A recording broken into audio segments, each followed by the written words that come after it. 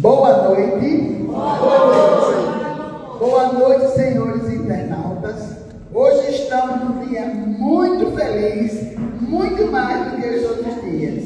E porque estamos aqui com a quinta jornada, da 15ª jornada, da mulher espírita. E hoje temos um grande prazer de quem vai fazer os trabalhos da casa, né? Dando as boas-vindas a vocês. É a nossa amiga querida Eda Barreto, tá certo? E depois a palestrante, ela é quem vai anunciar.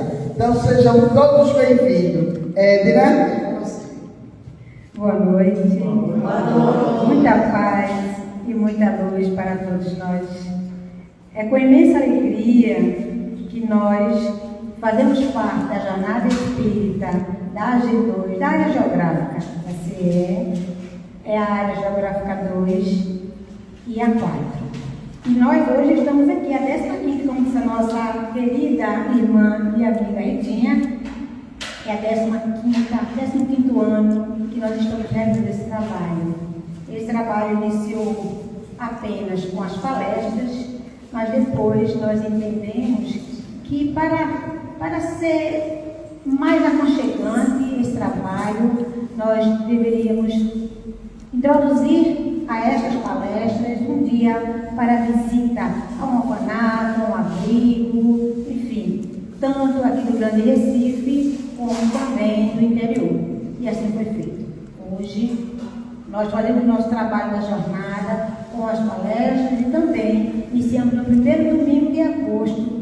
Ontem foi realizada essa visita, foi realizada para um abrigo Menino Jesus, que é de crianças, que fica no Barro, onde foi realizada esta visita, e levamos para estas casas que nos recebem aquilo que eles falam de maior necessidade. Então a gente se junta, a área geográfica 2 e a 4, e fazemos esse trabalho não só de palestras, trazendo a orientação da doutrina espírita, como também fazemos essas visitas que são tão importantes para nós. Nós levamos donativo, mas que a gente recebe de carinho dessas crianças, seja a criança de meia idade e também as crianças já idosas. A gente só tem que agradecer esse trabalho lindo. Hoje, na 15ª jornada, nós temos como tema principal a violência contra a mulher na visão espírita. Tema este de extrema importância que seja discutido dentro da casa espírita e como é que a gente pode, através das orientações da doutrina espírita, amenizar, melhorar, orientar, se conduzir melhor dentro da família. A nossa irmã Carla, que faz parte do Manuel Quintão, fica onde? Em Boa Viagem. Esta linda moça que aqui está conosco, ela trará para nós a violência, esse tema, violência contra a mulher, não é prova ou expiação.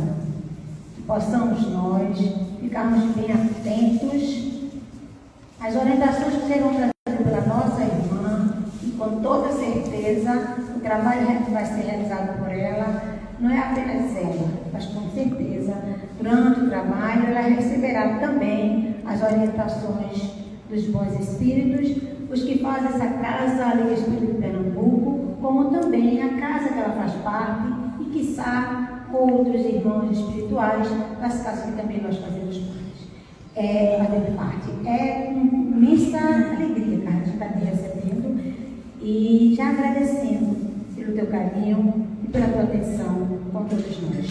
Então, a gente não tem mais delongas, vamos convidar a nossa irmã Sônia para fazer a prece de início. Vou fazer daqui mesmo, ok? Ok. Queridos irmãos, queridas irmãs, amigos, amigas, companheiros da doutrina, aqui estamos mais uma vez para esta jornada, imbuídos de muito amor, de muito carinho, de muita dedicação ao longo desses 15 anos, né, debutantes. certamente nós conscientizamos algumas consciências, e principalmente a nossa, que fazemos parte desta organização.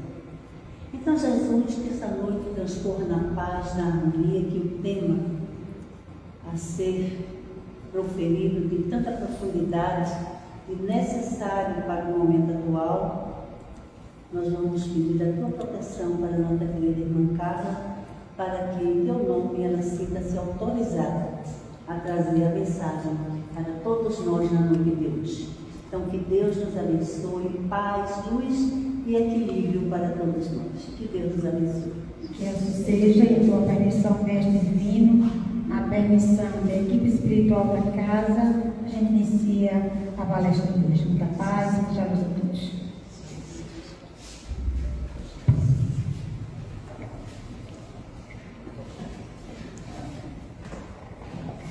Muito boa noite a todos. Boa noite.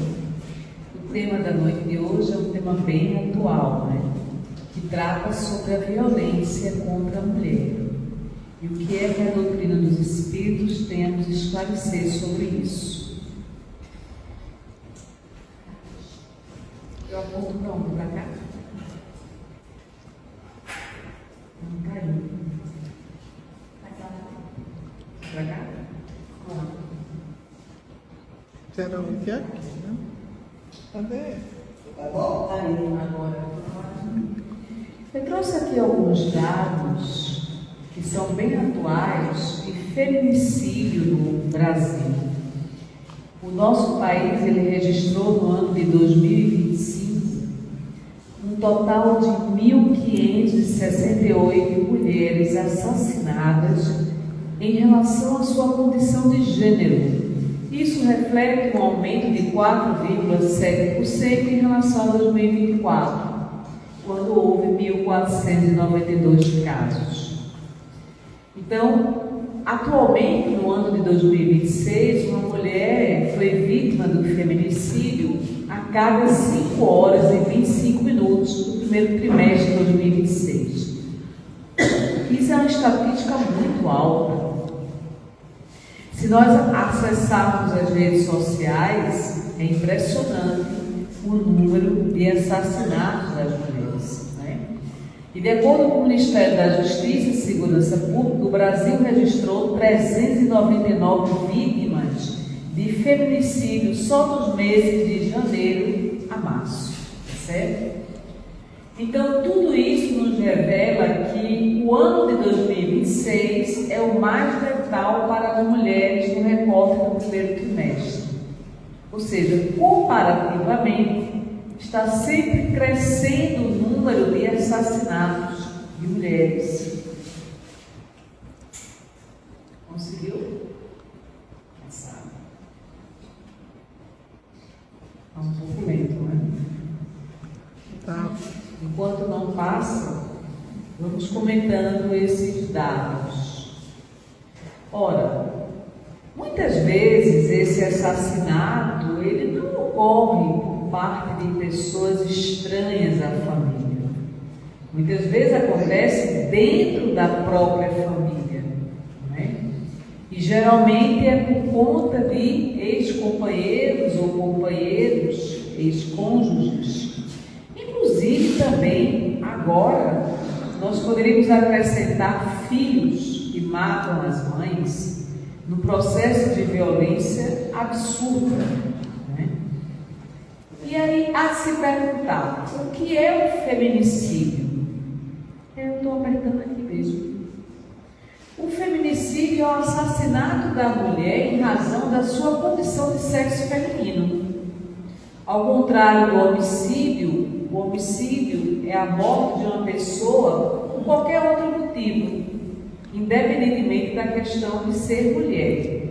Então, no feminicídio, a violência é baseada no gênero, né?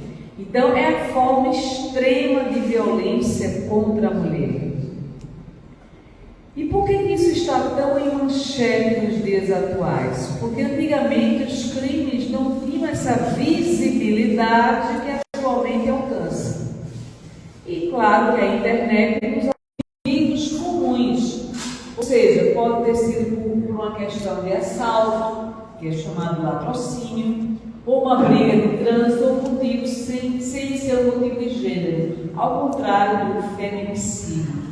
Quando se fala de feminicídio, se restringe, se focaliza, se centraliza na questão de gênero. Estou clicando aqui. Acho que o negócio é trazer direitinho.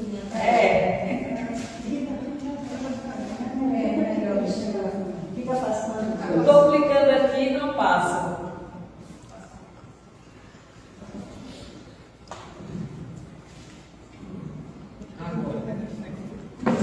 Então, na questão do feminicídio, algumas condições são necessárias para que esse assassinato, esse crime, seja classificado como feminicídio. A primeira delas é a questão da violência doméstica e familiar, ou seja, geralmente é praticada por um parceiro ou por um membro da família, ou mesmo ex-parceiro. Na questão também de menosprezo e discriminação à condição de mulher. Então, existem vários tipos de violência.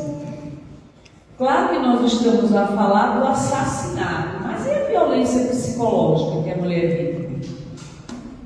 E quantas vezes a mulher é discriminada dentro da sua própria família? Quantas vezes ela sofre processos de abusos psicológicos e humilhações discriminatórias, tornando-se refém do núcleo familiar, né? Então, o perfil do crime dificilmente ele é. Então, ela se torna uma vítima de uma extrema vulnerabilidade na mão do opressor, na mão daquele que está praticando a violência.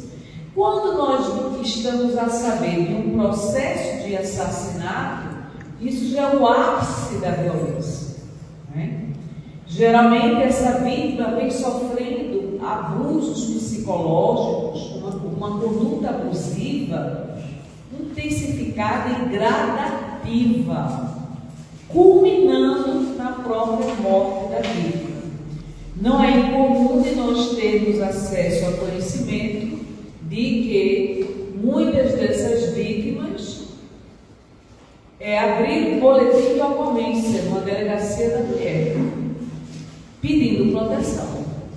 E isso não foi suficiente para impedir o próprio assassinato da vítima, né? Então, a característica do feminicídio é uma característica de abusos psicológicos, físicos, patrimoniais ou ameaças. E é uma escala gradativa. E nessa escala gradativa se intensifica no prolongamento do tempo, né? Nós tomamos conhecimento de vários ex-parceiros que não aceitaram o rompimento da relação e começam a perseguir a própria vítima. Eu ouvi um depoimento agora recentemente no Instagram que ela tinha se separado do marido, o marido já humilhava, já se classificava nessa conduta abusiva psicológica, ela não aguentou e se separou dele. Então o que foi que ele fez? Ele começou a persegui-la em todos os ambientes onde ela frequentava, desde a academia até o ambiente profissional. Certo dia ele teve acesso ao telefone dela e convidou-a para um encontro para conversarem. E ela, subestimando a capacidade da violência do ex-parceiro, aceitou. E o que foi que ele fez?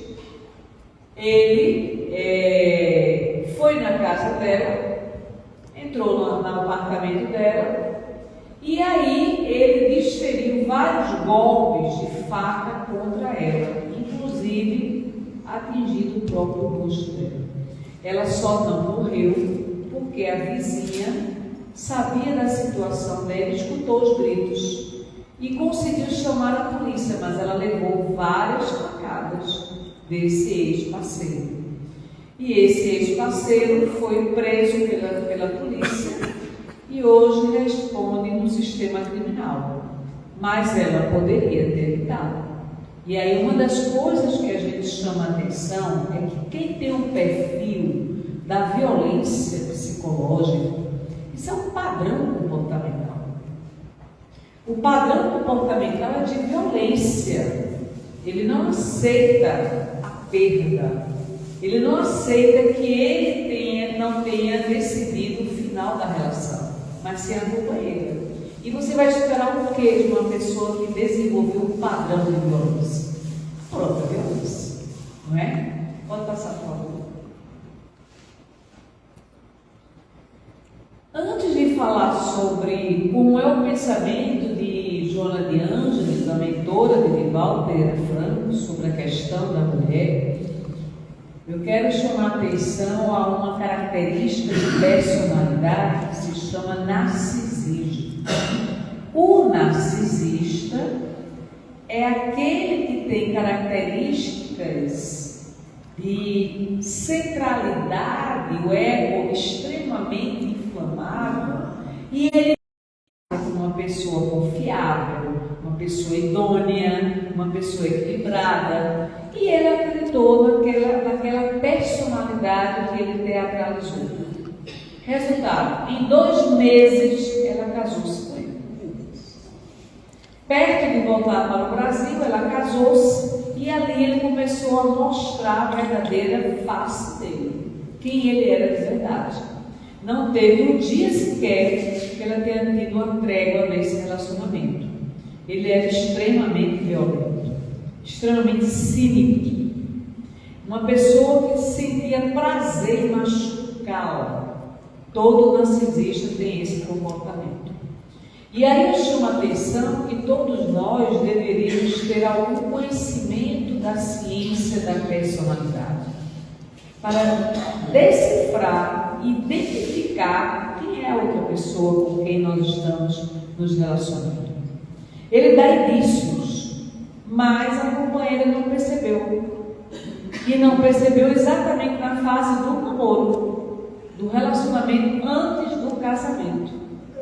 Ela teria evitado a situação que ela vivenciou. Foi um ano de tormentos.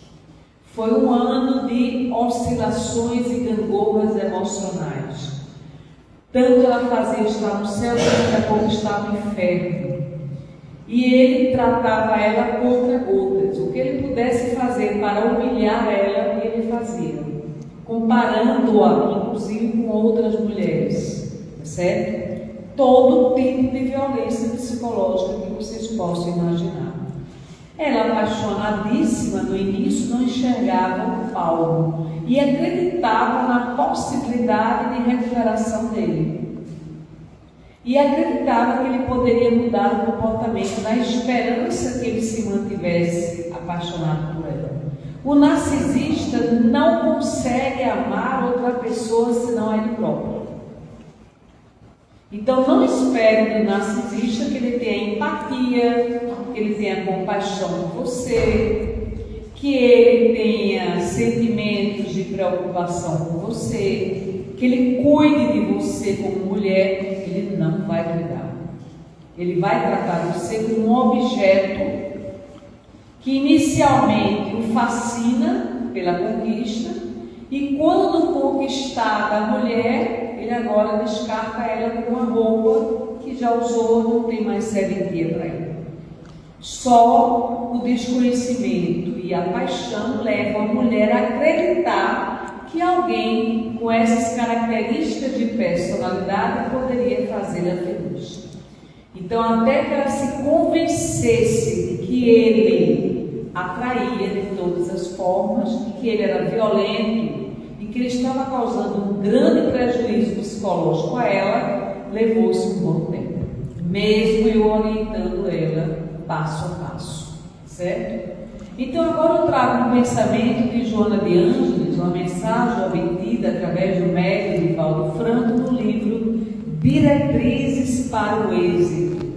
Ama sempre, mas não te permita relacionamentos conflituosos. Olha aí, sob a justificativa de que quem tem a missão de salvar o outro, porque ninguém é capaz de tornar feliz aquele que a si mesmo se recusa à alegria de ser pleno. Então ninguém tem a missão de ser a bengala psicológica de outra pessoa. E muitas vezes nós ouvimos depoimentos de mulheres que dizem assim: ruim com ele, pior sem ele. Numa completa dependência emocional. Uma pessoa dependente emocionalmente de outra pessoa, ela está no quadro de mendicância, de escassez afetiva. Então eu só existo se ele estiver comigo. Não serei feliz sem ele junto a mim. Então isso é uma dependência emocional. E cuidado quando você deixar isso claro para alguém. Essa pessoa jamais vai ter a clareza da dimensão do sentimento que você tem por ela. Ok? Está clara essa mensagem aqui para vocês? Pois não? Um momento só. E o que às vezes é muito terrível que a gente vê é que parece que aqui o ser humano se acostuma, a mulher no caso, se acostuma ao ponto de, se uma pessoa à parte for denunciar, ela é capaz de fazer você passar por mentirosa. Se voltar contra você. Exatamente, que aquilo não acontece. Essa pessoa que eu atendi, era quase um atendimento diário, às vezes até algumas vezes por dia. Muitas vezes ela não queria ouvir o que eu tinha a dizer, tá certo? Porque era muito doloroso para ela enfrentar a realidade. E ela queria encontrar um fio de esperança para manter o casamento. Até o ponto em que ele negou a ela o green card. Quando ele casou com ela, ele prometeu, como americano, daria o green card a ela. E o green card, para quem não sabe, é um documento necessário para você oficialmente estar em outro país, como os Estados Unidos. E ele prometeu isso a ela. Então, o ápice do rompimento da relação se deu quando ele disse que não daria mais o green card a ela, que ela teria que voltar imediatamente para o Brasil e que ele iria botar um avião, iria chamar a polícia. Ele ameaçava ela de todas as formas inimagináveis. E aí foi quando a ficha definitivamente dela caiu e ela quis verdadeiramente se separar dele. Só que tem um detalhe: quando você cria um cenário de idealização, de felicidade e constrói essa verdade com crença na sua mente, para você destruir essa crença não é fácil. O que é uma crença? É uma ideia que eu idealizei, que eu construí na minha mente e que agora eu internalizei aquela ideia. Então, geralmente, uma crença ela é inquestionável. Por isso que alguém que alimenta uma crença, se você for alertar os perigos dessa vida 2, ela é capaz de se voltar contra você, porque a crença que ela instalou, aquilo se tornou uma verdade absoluta para aquela pessoa. Então, quem é você para ousar afrontar aquela realidade e aquela verdade que ela acredita, mas que está longe de ser a verdade real? Existe uma nomenclatura na neurociência que diz o seguinte: distorção cognitiva. Esse estojo de óculos é cor vermelha, mas eu enxergo ele rosa. E há de quem queira me convencer que a cor verdadeira é vermelha. Para mim, ele é rosa, e ponto final. Isso é a crença. A crença, quando está instalada no teu inconsciente, vai dar muito trabalho para você desinstalar essa crença. Eu acredito firmemente que esse estojo de óculos é cor rosa e não vermelho. É o que se chama distorção cognitiva. Distorção cognitiva é você distorcer a interpretação dos fatos. E por isso que se diz que a interpretação dos fatos depende do olhar de quem interpreta. Eu interpreto que ele esteja doente, mas ele me ama. E eu não enxergo que ele tem traços narcisistas. E que um narcisista não é capaz de amar a ninguém, senão a ele próprio. E eu não enxergo o tipo de violência que ele pratica contra mim. Isso é muito sério, porque são milhares de mulheres que estão vivenciando todo tipo de violência nesse planeta Terra. E até que essa vítima venha a enxergar o quadro de violência que está sendo exposta diariamente, muitas vezes vai se levar um bom tempo. Porém, tem um detalhe: o estresse vivenciado dia após dia nocauteia o cérebro da vítima. Não é incomum que a vítima venha a desenvolver transtornos mentais. O que é transtorno mental? Alteração do funcionamento da mente. Imagine que a mente seja um relógio. E esse relógio funciona da direita para a esquerda. No transtorno mental, ele agora funciona ao contrário. E tem um detalhe: o transtorno mental instalado na mente, só uma terapia, um tratamento terapêutico, porque ela é um adoecimento mental. Imagine vocês que, como vítima de um processo de violência, eu posso desenvolver insônia. Insônia é um transtorno mental, para quem não saiba. Insônia é transtorno mental. Eu posso ter desenvolvido uma TAG, transtorno de ansiedade generalizada, e posso ter desenvolvido depressão. 3 transtornos mentais, fruto de uma relação abusiva. E tem mais um detalhe que eu gostaria de acrescentar aqui: quanto mais prolongada a relação, maiores as sequelas. Com certeza. Então não pense você que uma relação de 1 ano vai ter os mesmos resultados de uma relação de 2 anos, que vai ter os mesmos resultados de uma relação de 3 anos e assim sucessivamente. E a depender da vulnerabilidade emocional e psicológica da vítima, pode ser um caminho sem retorno.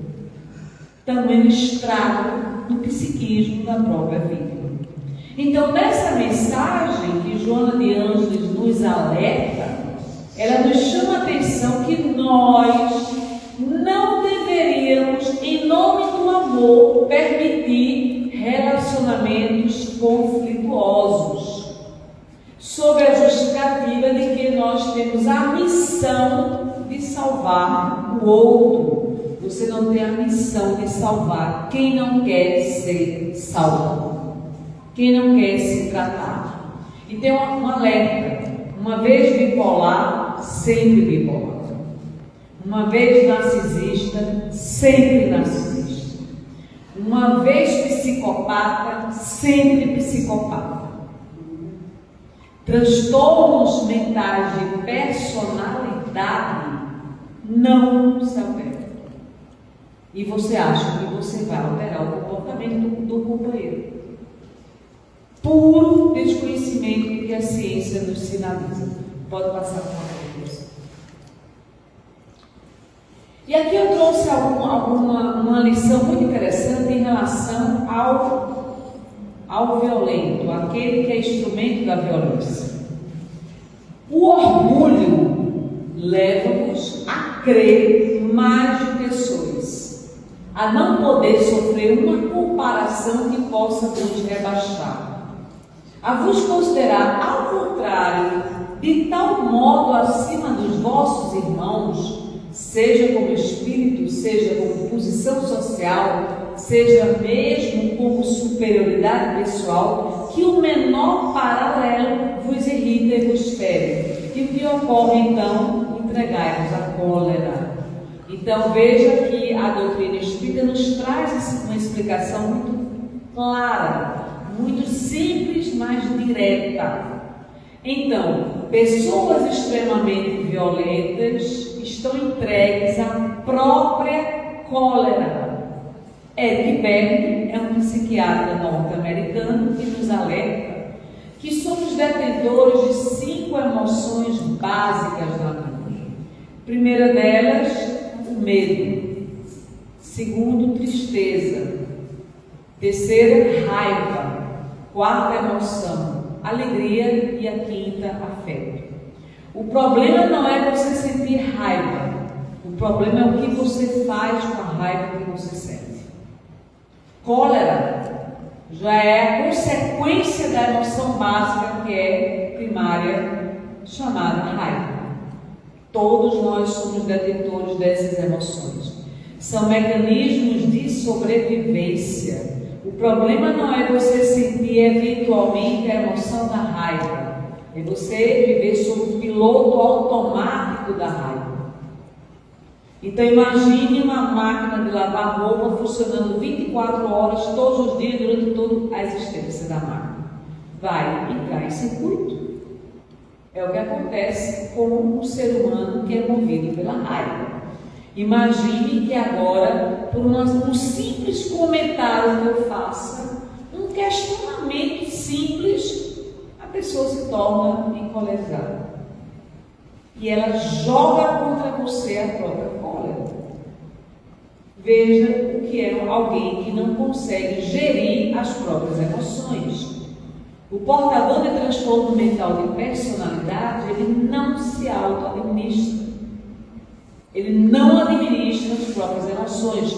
Tudo é extremamente intensificado ao ponto da falta do controle. No momento de raiva, eu posso jogar isso aqui contra alguém. No momento de raiva, eu posso jogar o meu microfone